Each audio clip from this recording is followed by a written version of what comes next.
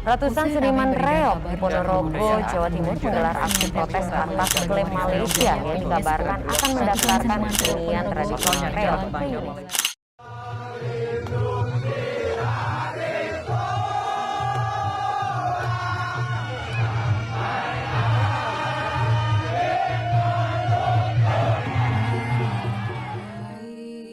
Kamis 7 April 2022, isu yang ramai dibicarakan di media sosial yang beredar di dunia maya tentang reog Ponorogo, warisan budaya tak benda yang diklaim negeri jiran, Malaysia.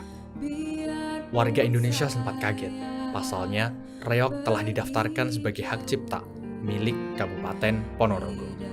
Sontak menggegerkan para seniman di Ponorogo. Bahkan ratusan seniman berkumpul di satu tempat di alun-alun Ponorogo. Mereka sedang menyuarakan bahwa reog Ponorogo adalah warisan budaya tak benda milik Indonesia.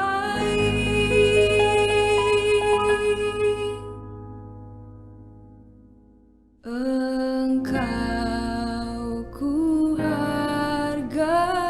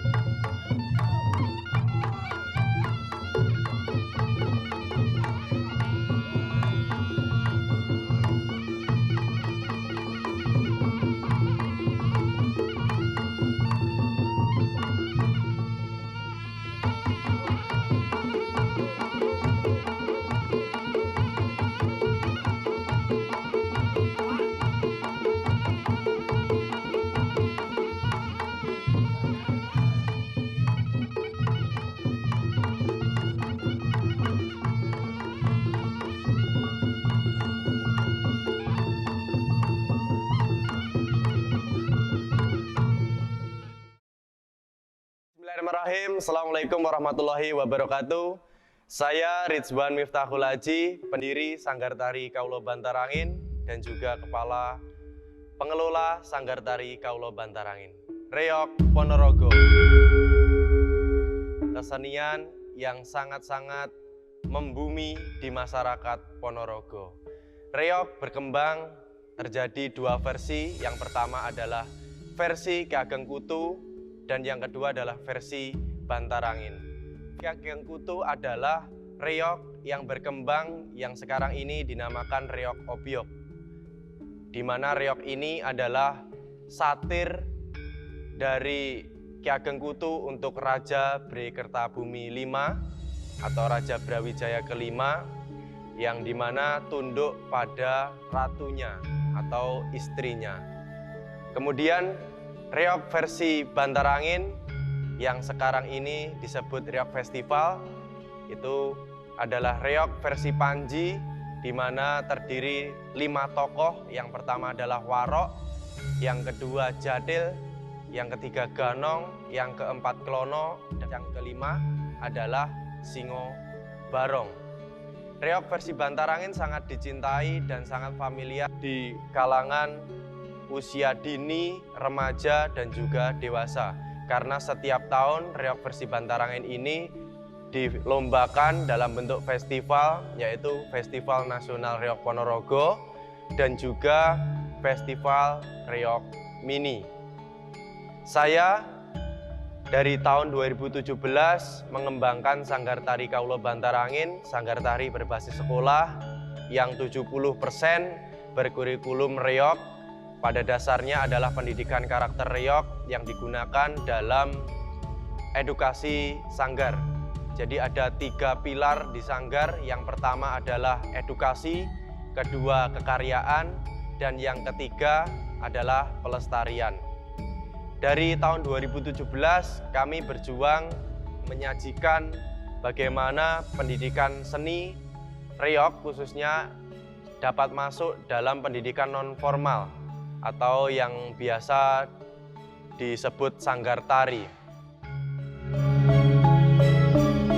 Kemudian reog Ponorogo sekarang ini sangat berkembang sekali, bukan hanya di Indonesia, bahkan sudah ada di beberapa negara, yaitu di Hong Kong, Taiwan, Jepang, Belanda, dan juga di Amerika juga ada.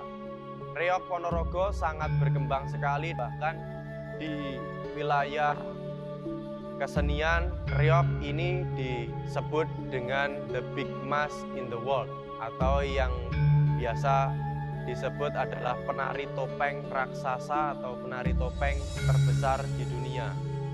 Reog Ponorogo ini sangat ikonik sekali, dan di tahun 2022 ini reog akan diusulkan Indonesia ke warisan budaya tak benda dunia yang hari ini masih berjuang bersaing bersama tempe, budaya sehat jamu, kolintang, dan tenun sumba.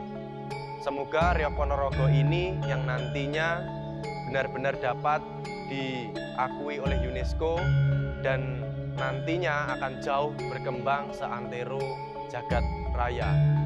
Reog Ponorogo yang sekarang ini berkembang sangat-sangat familiar dan diminati oleh kalangan dari usia dini. Terbukti dari usia TK, PAUD, SD, pelestarian reog Ponorogo sangat-sangat baik sekali karena pertunjukan reog itu sangat menarik dan juga eksotis.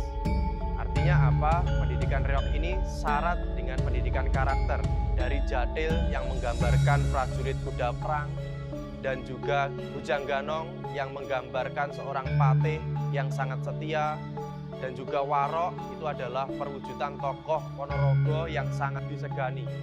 Dan juga Prabu Klono Sewandono itu adalah tokoh raja yang itu menjadikan suri tauladan bahwasanya pemimpin itu memiliki sifat gagah dan juga berani.